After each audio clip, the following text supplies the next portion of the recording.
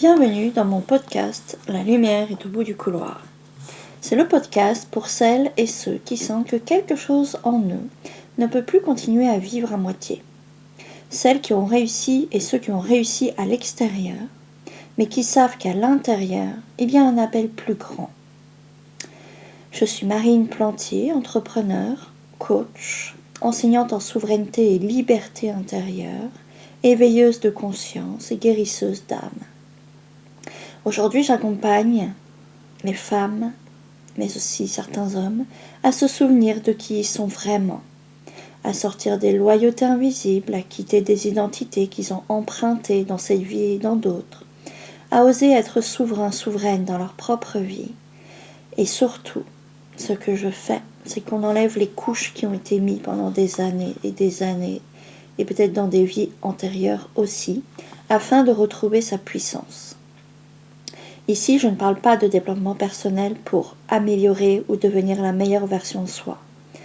On parle de vérité, de responsabilité, de puissance retrouvée. On revient à qui on est, un être spirituel, rempli d'amour, de lumière, de bonté. Bonjour, j'espère que vous allez bien. Je vous souhaite la bienvenue dans cet épisode. Quand l'amour fait peur, ce que mon corps m'a révélé. Il y a quelques jours, j'ai fait un rêve. Un rêve qui n'était pas juste un rêve, mais une expérience profondément réelle dans mon corps, pendant la nuit. J'y faisais une rencontre amoureuse. Et au début, tout était là. Douceur, connexion, évidence. Ce moment où tu reconnais quelqu'un, mais sans le connaître. Où il y a même une évidence, et tu sais, et il sait, et que il y a une vraie connexion d'âme. Il y a ce mélange charnel d'énergie, mais aussi de reconnaissance intérieure. Et puis, quelque chose s'est passé dans mon rêve. Dès que j'ai senti que j'avais de l'attachement pour cette personne et des sentiments qui apparaissaient, mon état intérieur s'est modifié. Je me suis vue en panique intérieure et cette envie de fuir cette émotion qui est l'amour. J'avais besoin de mettre de la distance entre lui et moi et de me renfermer. Comme si, dans ma définition, dans ma réalité, dans ma matrice, aimer devenait soudainement dangereux pour mon corps et donc pour moi. Et en même temps, c'est la première fois que je suis restée là en prenant le temps d'observer ce qui se jouait dans mon corps et dans mon esprit. J'ai laissé cette personne m'approcher tout en continuant à m'observer intérieurement. Je n'ai pas bougé. Et plus il m'approchait, et plus j'avais un mélange d'angoisse et de peur très profonde qui remontait dans le creux de mon estomac. Et c'est là que j'ai ressenti quelque chose que je n'avais peut-être jamais vraiment laissé exister dans mon corps, l'amour.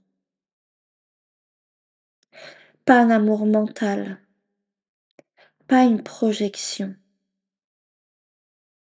un amour vécu, ressenti, incarné dans mon corps, avec une intensité presque déroutante. Je vivais en simultané dans mon corps deux émotions ensemble, entre extase du sentiment de l'amour et la peur, comme si deux réalités coexistaient en même temps. Ce sentiment que c'est magnifique, mais que c'est dangereux en même temps.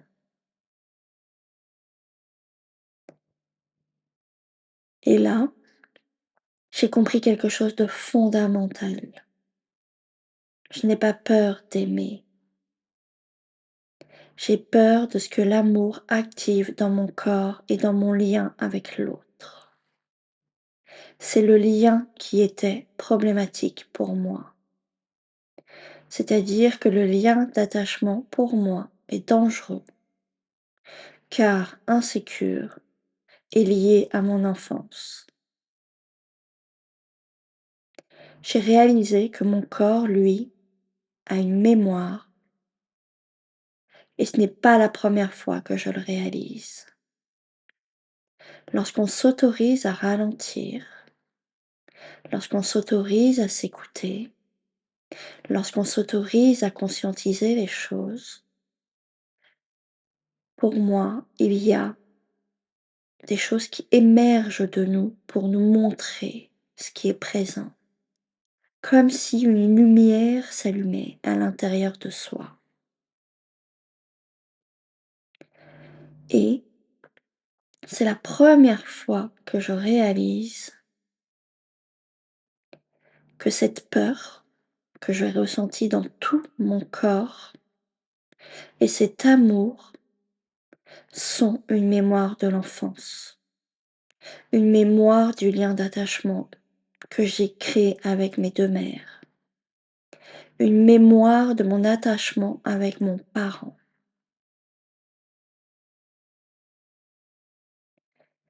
Et quand l'amour devient réel et présent dans ma vie, mon système ne voit pas l'amour, il voit le risque, le danger, car foncièrement,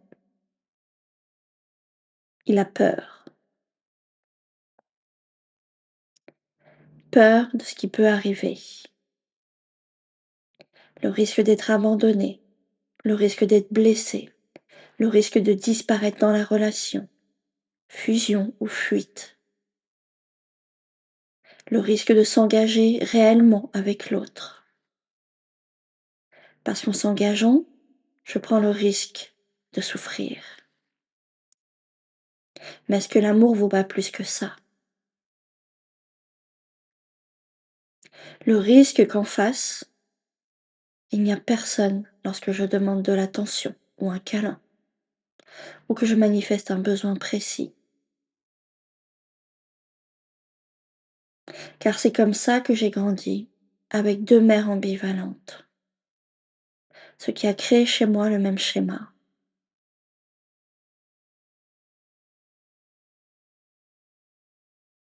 Dans ce rêve, il y avait aussi deux femmes, et, en me réveillant, une évidence est arrivée. Elles représentaient mes figures maternelles. Et j'ai vu à quel point, inconsciemment, j'avais associé l'amour à quelque chose d'instable, voire dangereux, et que tout mon système interne, pour se protéger, s'est mis en position de rejet, en position de fuite et en position de couper mes émotions. Pourquoi? Parce que peur d'être rejetée, malmenée ou niée dans ce que j'étais, dans mon intégrité. Ce qui est intéressant de voir là, c'est lorsque le lien n'est pas sécure. S'il n'y a pas cette prise de conscience, le lien ne peut pas évoluer. On reste dans ce schéma-là, que ce soit avec nos partenaires, avec nos enfants, avec nos collègues, avec les membres de notre famille. Et on ne comprend pas pourquoi on répète indéfiniment le même schéma. Et on le répète parce que pour nous, c'est une forme de protection.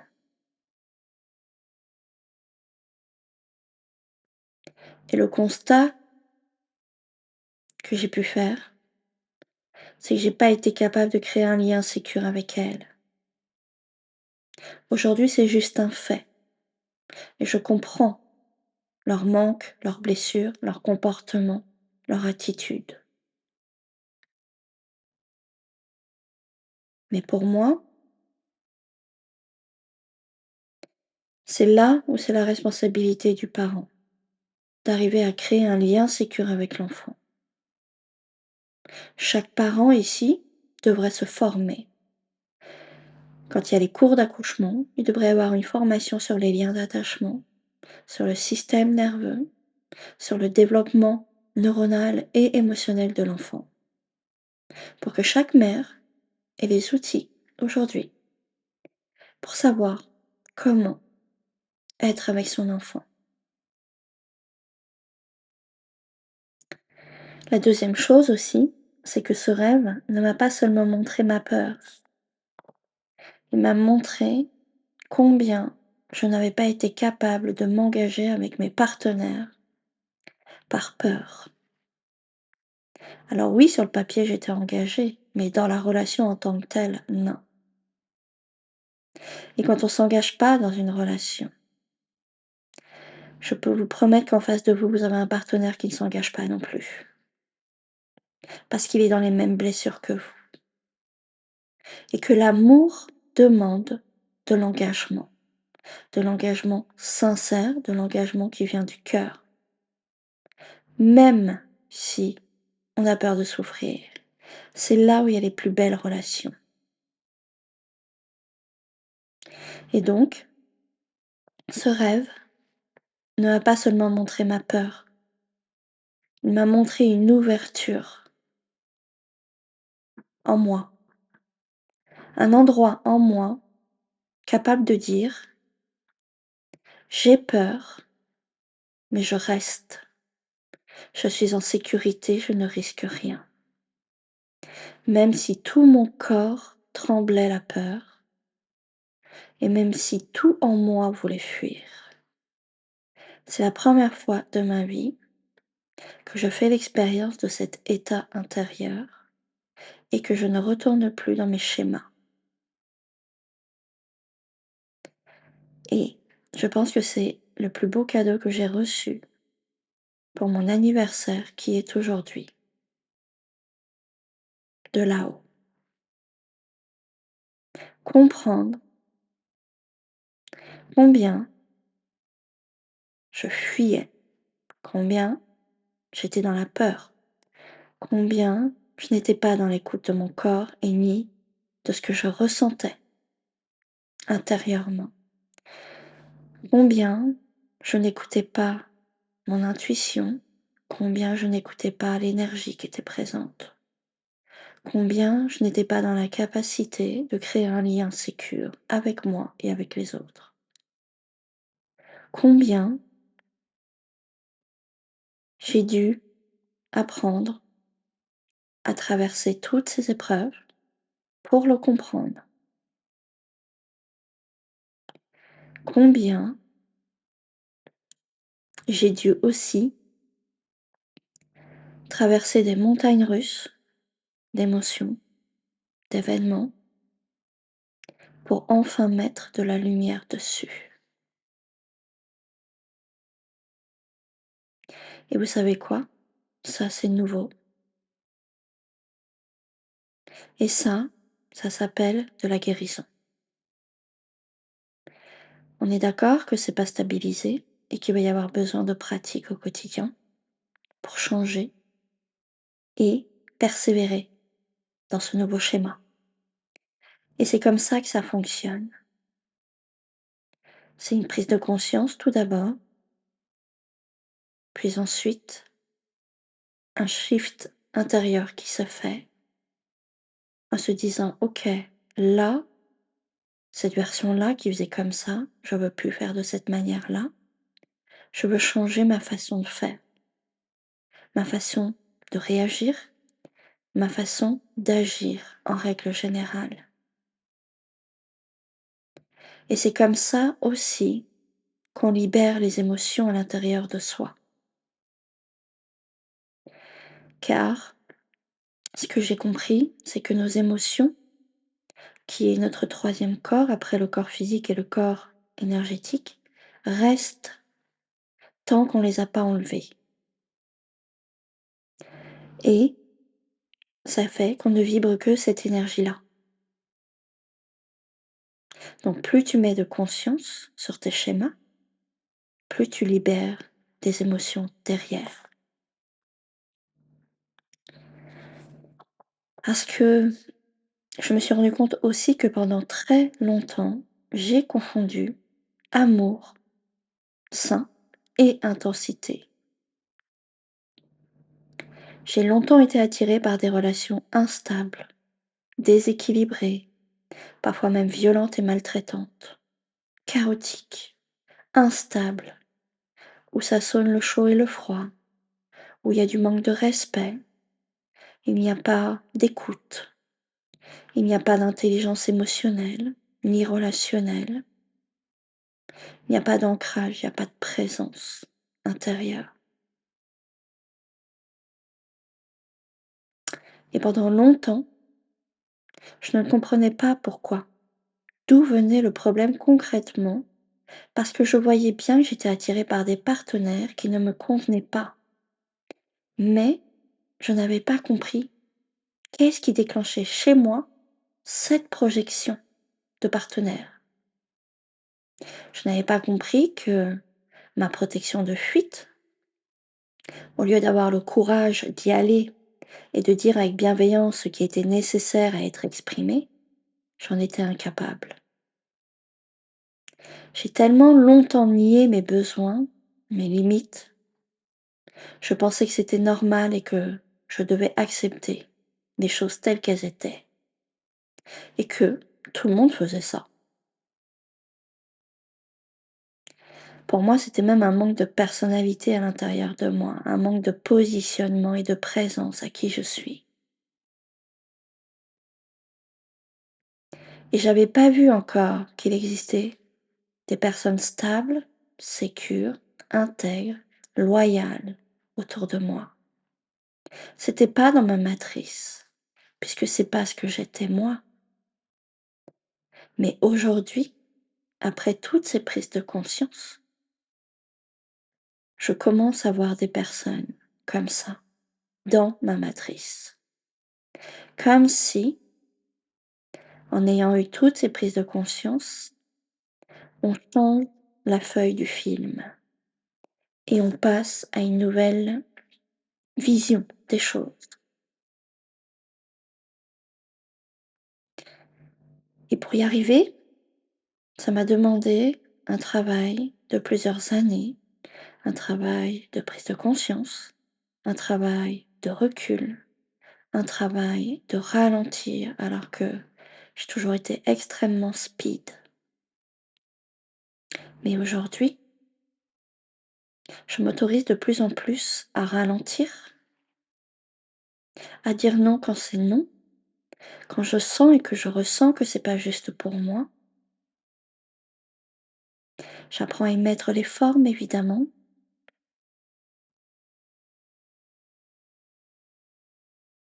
et surtout, je vois que à l'intérieur de moi, l'espace de la paix, de la sécurité, de la stabilité, de la construction saine grandit, grandit tous les jours pour prendre de plus en plus de place à l'intérieur de moi. La sagesse prend de plus en plus de place, alors que j'ai vécu quasiment 48 ans dans le chaos intérieur. Et pour y arriver, il a fallu que je sois accompagnée, qu'on m'aide à voir ces schémas à l'intérieur de moi, mais pas en me les disant, en m'aidant à décrypter mes schémas, mes comportements, mes pensées, mes émotions.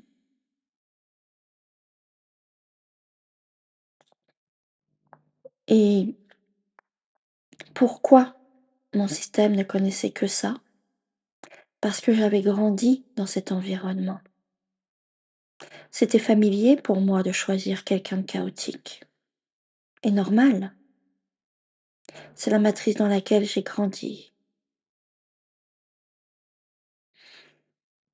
Et à côté de ça, tout ce qui était sain, stable, posé, je le voyais pas.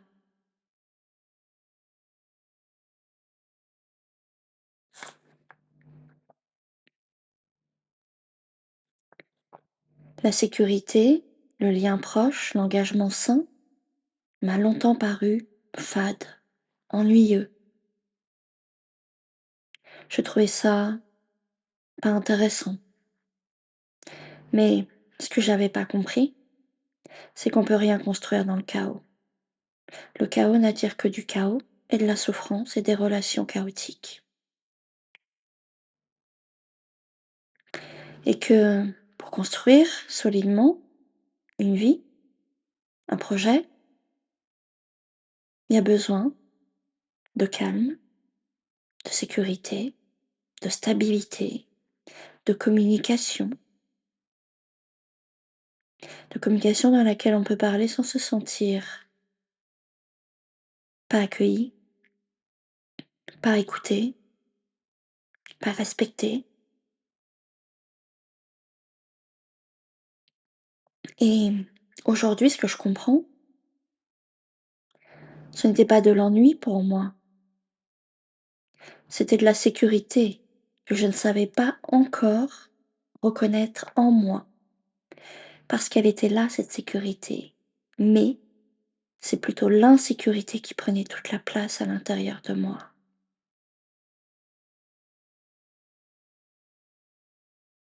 Quelques jours après ce rêve, j'ai vécu une situation très concrète.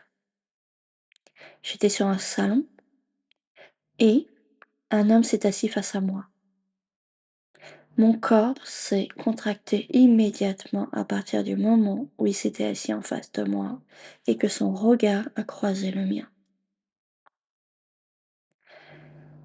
Et mon corps s'est contracté pas parce qu'il faisait quelque chose de mal, cet homme, mais parce qu'il était là, en face de moi, présent, direct. Et j'ai vu à quel point, avant même qu'il parle, mon système intérieur l'avait déjà rejeté, condamné subtilement dans mon système intérieur. Et là, j'ai compris quelque chose de très profond. Je ne repousse pas seulement les hommes malsains, je repousse aussi les hommes que mon corps ne sait pas encore accueillir. Et ça change tout. Parce que le vrai travail, ce n'est pas d'apprendre à aimer. On sait aimer. C'est ce que nous sommes, de l'amour. C'est d'apprendre à rester ouvert à l'intérieur de soi, dans le lien, dans ce qui fait mal, dans ce qu'on ressent, sans fuir, sans rejeter. Et surtout, lorsque l'amour devient réel. Car pour beaucoup d'hommes et femmes, l'amour leur fait peur. Et il y a un contact qui déstabilise notre système, car c'est le seul moyen pour établir le système interne et que la dynamique interne change.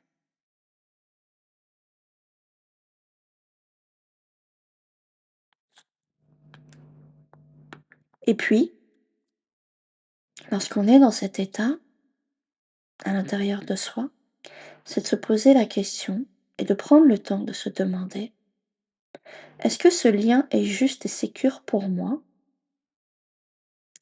Est-ce que ce lien me nourrit ou me dessert?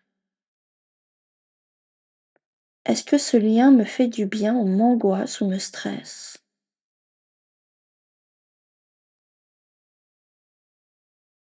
Est-ce que ce lien m'apporte de la paix ou du chaos?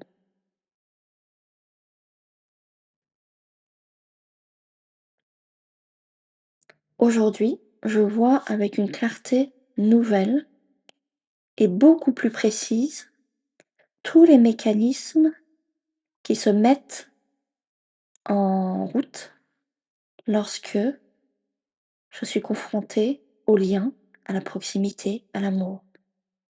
Je le vois aussi chez les personnes. en décortiquant à l'intérieur ce qui se passe. Je constate surtout que mon corps a appris à se protéger dès tout petit, à se fermer quand il y avait de la souffrance, à anticiper la souffrance, à éviter la souffrance et surtout à éviter toute forme d'émotion. Vivre comme dissocié. Alors oui, ce mécanisme m'a protégée, mais aujourd'hui, le constat, c'est que il m'empêche aussi de recevoir tout ce que je désire foncièrement à l'aube de mes 50 ans qui sont aujourd'hui. L'amour vrai, une vraie relation de respect, saine, équilibrée, de sécurité, de belles relations sincères et vraies aussi, et un business qui soit fluide. Alors, je suis en train d'apprendre autre chose, quelque chose de très simple mais hyper profond. Rester. Rester là. Ne plus fuir, ne plus partir, ne plus craindre et me laisser traverser par ce que je ressens. Même si c'est inconfortable, même si sur le moment ça peut être pour moi une souffrance, mais je vois bien que la libération se fait par là. Tant qu'on n'a pas traversé nos émotions, la libération ne se fera pas. Et surtout, je reste dans cet espace et j'attends que l'émotion passe. Je reste aussi quand ça tremble et quand ça s'ouvre après. Et on peut le sentir à l'intérieur de notre corps.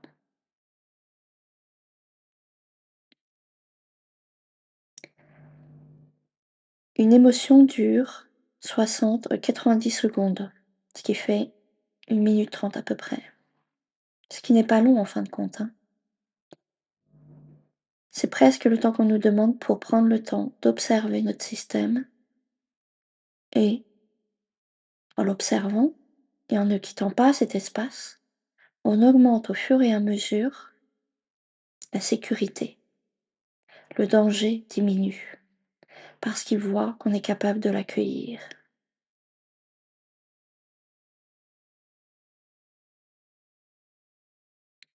Sans fuir, sans se fermer, sans se perdre et sans prendre peur. Peut-être que toi aussi tu connais ça, ce sentiment. Ce moment où tu ressens quelque chose de beau, mais tu te retiens, tu doutes, tu fuis, tu fermes et tu sais pas vraiment pourquoi tu fais ça. Ce n'est pas que tu n'es pas capable d'aimer, c'est que ton corps et ton système interne n'a pas encore appris que c'est OK, que c'est de la sécurité.